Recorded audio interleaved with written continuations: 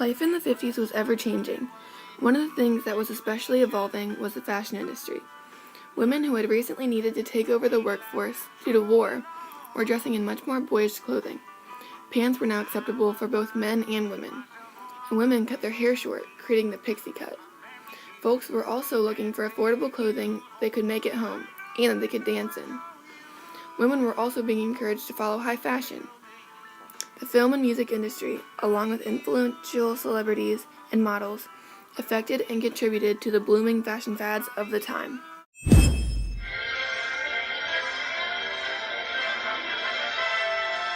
now we're pleased to bring you our feature presentation. The up-and-coming film industry had a huge effect on the world of fashion. Stars like Marilyn Monroe, Grace Kelly, Marlon Brando, James Dean, and even Sandra Dee influenced the up-and-coming fashions. Marilyn became a huge sex symbol. Her style was sultry and glamorous. Grace Kelly was known for her elegance and charm. Marlon Brando and James Dean created the cool bad boy style of white tees and jeans. Also, movies like Grease showcased the classic greaser guy, played by John Travolta, and his crew, and the classic doll style that Sandy portrayed. Much like the film industry, music was a huge contributor in the changing ways of fashion. One example would be Elvis, who was undoubtedly a huge fashion star. With his pompadour hair, oversized blazers, leather jackets, and Hawaiian shirts, Elvis led the country down a rockin' road of rad clothing styles. Rock and roll music in general influenced the way people dressed. Like Elvis, it created an edgier look with items like the tough leather jacket. Another fad, poodle skirts were born of the need to be able to move freely on the dance floor, to do the doo-wop and the jive. Poodle skirts were colorful, full, and swingy, and they hit just below the knee. They were typically made of felt, and they had a poodle on them. Dolls of the day paired them with sweaters, neck scarves, cuffed white bobby socks, and saddle oxfords. Models such as Twiggy and Audrey Hepburn were fashion icons as well. Twiggy, the first ever supermodel, was characterized by her pixie hair, headbands, bright box-shaped dresses, and cartoonish eye makeup. She became the poster girl for 1960s style and led the mod movement. Of course, no one could ever forget Audrey Hepburn. She was and is one of the most iconic fashion icons ever. She was also known for her pixie haircut, as well as oversized sunglasses, gloves, and perfectly tailored dresses.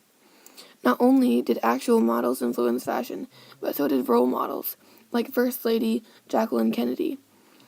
Jackie Kennedy was famous not only for her status as First Lady, but also for her fashion influence. She made famous the pillbox hats, and her Chanel dress suits were an inspiration.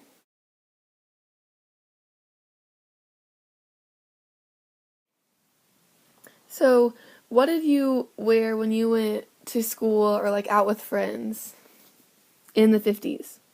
Okay, what did you wear to school? Okay. Mm-hmm. Well, we only wore skirts and sweaters or blouses. We never wore slacks or jeans or anything to school. So, and our skirts are probably what you would call mid-calf. They were below the knee, 3 or 4 inches probably, not down to your ankles, but kind of, in the middle of your leg. Mm-hmm. So you always wear skirts and blouses and sweaters, and what was really popular with our sweaters, or even a white blouse with a collar, was a little square scarf. They're not like scarves that people have today, that are big and long, and you tie them. These were like a square, and so you just tied them, and they around your neck in a little knot, and little ends stuck out. So Mm-hmm. they weren't very big, but everybody had scarves. Especially the sweaters, you wore those. Huh. And even with a white blouse that was open at the neck, you wore a scarf like that tied.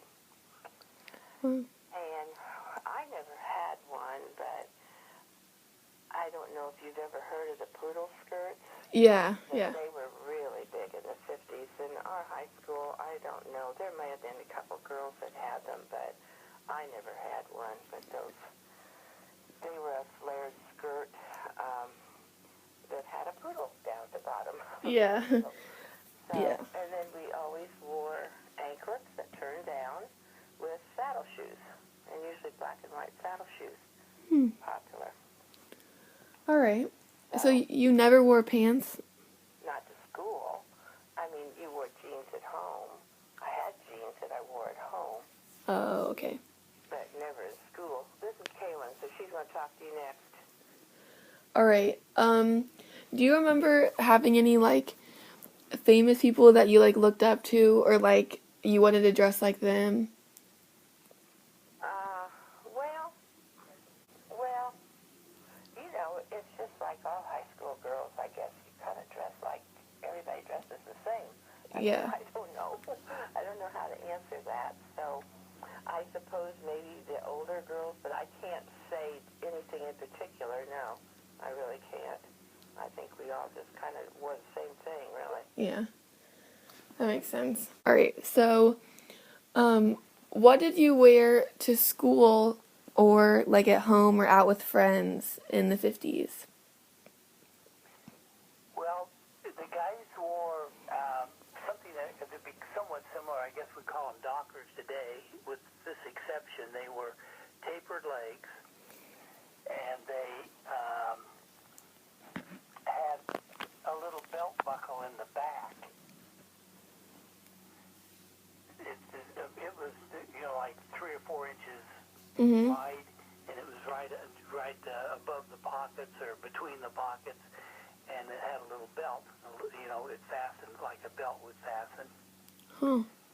You couldn't wear those without the belt in the back. You just weren't cool if you didn't do that. Oh, okay. The guys wore jeans as well, but they'd roll up the jeans. They would roll them up maybe 2 or 3 inches. Yeah, like show the ankle. Yeah.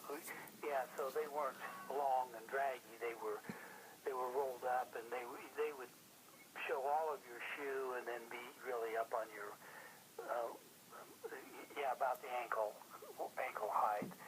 So the cup would be rolled up, I guess is what I want to say. The cup would be rolled up maybe a couple inches, maybe something like that, 2 or 3 inches.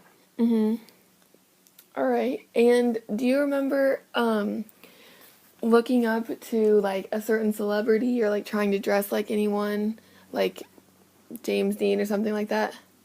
Yeah, James Dean was an influence, that's true, and so was Elvis. Mm-hmm. And one of the things, particularly in Elvis, a lot of the guys wore white suede shoes or blue suede shoes. He had a song called Blue Suede Shoes, and so that became the kind of the rage to have a pair of blue suede shoes. Oh. But they also had white suede, and that continued, for some time. White suede shoes. All right. And I think James Dean was blue jeans type thing, but with the cuffs rolled up. Yeah.